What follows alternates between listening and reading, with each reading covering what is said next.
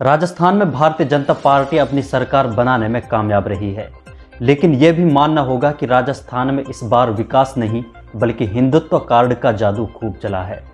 बालकनाथ चुनाव जीतने के बाद बहुत कुछ साफ कर चुके हैं, लेकिन सबसे बड़ा सवाल इस बार राजस्थान का मुख्यमंत्री कौन होगा। तो चलिए इन्हीं सब चीज़ों के बारे में बात करते हैं। सलाम आदाब, मैं हूं मोहम्मद खालिद और आप देख रहे हैं Khalid mu talks YouTube channel. Rajasthan की तिजारा विधानसभा सीट सबसे हॉट सीट मानी जा रही थी, जिसकी वजह यहां से बीजेपी के प्रत्याशी महंत बालकनाथ रहे। तिजारा विधानसभा में मंदिर, मस्जिद और गुरुद्वारा, भारत पाकिस्तान और बुलडोजर तक खूब चर्चाओं में रहा। बालकनाथ ने जीत के बाद क्या कहा, यह भी सुन लीजिए। लगातार बना रहे, ऐसे ही जोश के साथ हमें आगे बढ़ना है। और जैसा कि मैंने चुनाव में कहा था, आज 3 तारीख हो चुकी है, परिणाम आपके पक्ष में आ चुका है। प्रशासन के लोग भी यहाँ सुन रहे होंगे, आपका चौकीदारा शुरू हो जाता है। अगर आज के बाद में कोई चोरी हुई यहाँ पर तो उसकी जवाबदेही प्रशासन की होगी। प्रशासन ये नहीं कह सकता कि उनकी जानकारी में नहीं है। प्रशासन के पास में एक पाई की जानकारी होती है, मुझे अच्छे से ज्ञान है। इसलिए आपके सूत्रों को दौड़ा दो और जो ये चोरी चपाटी करते हैं उन तक संदेश पहुंचा दो कि अब तिजारा।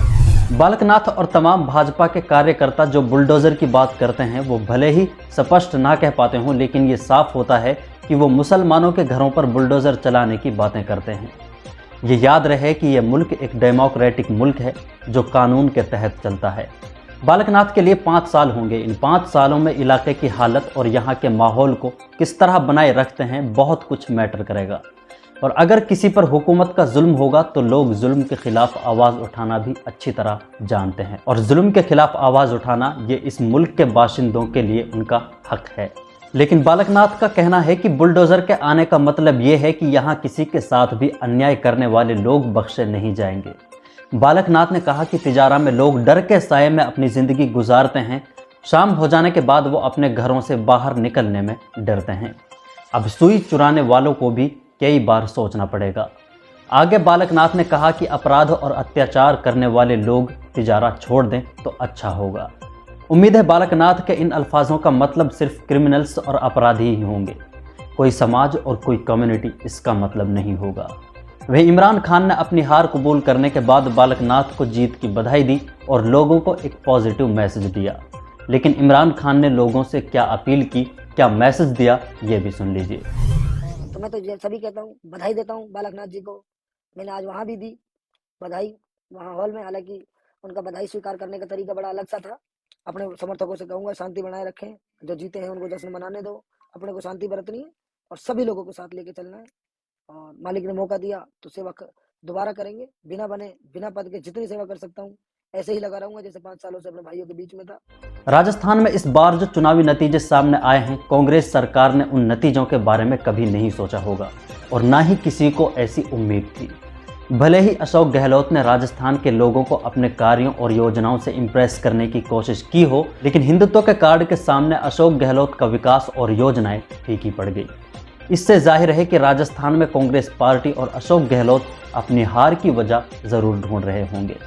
लेकिन कई पॉलिटिकल एक्सपर्ट्स का यह भी मानना है कि कांग्रेस ने कई ऐसे विधायकों को अपना टिकट दिया जिनके खिलाफ पहले से ही जनता में नाराजगी थी और जिनके खिलाफ विरोध प्रदर्शन किया जा रहा था।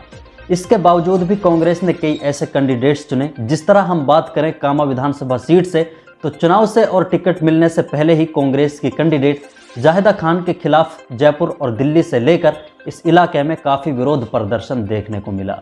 कांग्रेस की हार की एक दूसरी बड़ी वजह रही वोमेन सेफ्टी, यानी महिलाओं की सुरक्षा। कांग्रेस के इस 5 साल के टर्म में राजस्थान में औरतों के खिलाफ क्राइम्स कई गुना बढ़े हैं। इसीलिए बीजेपी के पास कांग्रेस पर अटैक करने का ये एक अच्छा इश्यू था।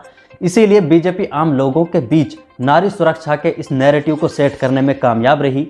चुनावी रैलियों में लगातार आपने इस मुद्दे को लेकर बीजेपी के कैंडिडेट्स को कांग्रेस पर हमला करते हुए देखा होगा। इसके अलावा एक और बड़ी वजह राजस्थान में पेपर लीक और करप्शन रहा। 2022 में राजस्थान से जो पेपर लीक का मामला सामने आया, भारतीय जनता पार्टी ने उसे अपना हथियार बनाया और अच्छी तरह इस्तेमाल किया। इसके अलावा कांग्रेस के लीडर्स पर करप्शन के आरोप भी लगातार लगते रहे। इसके अलावा और भी कई वजह हो सकती हैं। अब सवाल आता है कि राजस्थान में भारतीय जनता पार्टी की सरकार बनने के बाद राजस्थान का मुख्यमंत्री किसे बनाया जाएगा। मुख्यमंत्री की दौड़ में फिलहाल 3 बड़े नाम सामने आ रहे हैं। सबसे पहला नाम इस लिस्ट में जो सामने आ रहा है वो महंत बालक नाथ का ही है। बालक नाथ को राजस्थान का योगी माना जा रहा है। लोगों का मानना है कि बालक नाथ उसी विचारधारा पर राजस्थान में काम करेंगे और उसी राह पर चलेंगे जिस पर उत्तर प्रदेश के मुख्यमंत्री योगी आदित्यनाथ चलते हैं। यहाँ एक और चीज समझनी होगी कि राजस्थान में इस बार जो भारतीय जनता पार्टी अपनी सरकार बना पाई है उसमें हिंदुत्व की एक अहम भूमिका है और हिंदुत्व के रूप में भारतीय जनता पार्टी के पास राजस्थान में महंत बालक नाथ से बड़ा कोई चेहरा नहीं लगता। इसीलिए जो ज्यादा कयास लगाए जा रहे हैं वो यही लगाए जा रहे हैं कि बालक नाथ राजस्थान के नए मुख्यमंत्री बन सकते हैं। इसके अलावा दूसरा चेहरा राजस्थान के राजघराने से ताल्लुक रखने वाली बीजेपी की सांसद दिया कुमारी फिलहाल मुख्यमंत्री की रेस में शामिल हैं। मुख्यमंत्री के दावेदारों में दिया कुमारी बालक नाथ से भी आगे बताई जा रही हैं। दिया कुमारी का परिवार कांग्रेस पार्टी से जुड़ा रहा, लेकिन दिया कुमारी बीजेपी में शामिल हैं और उसकी वजह दिया कुमारी हिंदुत्व पर खुलकर बोलती हैं।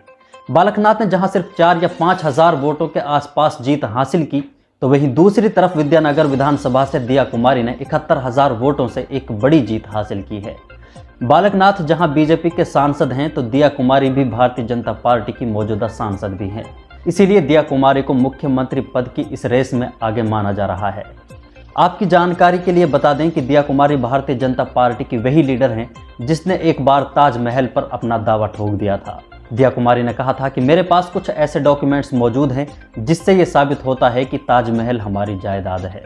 इनके अलावा तीसरे नंबर पर इस लिस्ट में वसुंधरा राजे भी शामिल हैं, जो राजस्थान की राजनीति में अपनी बड़ी और मजबूत पकड़ रखती हैं। भले ही इस बार वसुंधरा राजे की चर्चा ना की जा रही हो, लेकिन इस रेस में वसुंधरा राजे पीछे नहीं है और मुमकिन है कि इस बार भी वसुंधरा राजे को मुख्यमंत्री बना दिया जाए।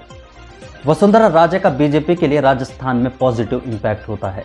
इस तरह की भी खबरें सामने आई थी कि दिल्ली में अपनी मीटिंग में भारतीय जनता पार्टी ने वसुंधरा राजे को शामिल नहीं किया था। इसके बाद एक और बड़ी खबर की बात कर लेते हैं। 2018 में राजस्थान के अलवर जिले में रकबर नाम के एक मुस्लिम युवक की कुछ गुंडों ने हत्या कर दी थी।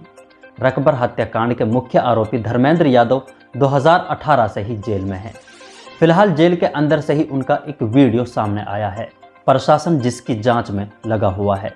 वीडियो में आरोपी किशनगढ़ से भाजपा के सांसद को लोगों से हराने की अपील कर रहा है। ये वीडियो कैसे रिकॉर्ड किया गया और कैसे अपलोड किया गया, इसके बारे में प्रशासन जांच कर रही है। हालांकि कांग्रेस पार्टी से जोड़कर इस पर कई तरह के आरोप भी लगाए जा रहे हैं। बताया गया है कि ये वीडियो 23 नवंबर को अपलोड किया गया था। इस पूरी रिपोर्ट के बारे में आप अपनी राय कमेंट बॉक्स में रख सकते हैं। वीडियो को लाइक कर दें और शेयर कर दें। अगर चैनल को सब्सक्राइब नहीं किया है तो चैनल को सब्सक्राइब ज़रूर कर दें। मिलते हैं अगले वीडियो में, तब तक के लिए आप अपना ख्याल रखें। अल्लाह हाफिज़।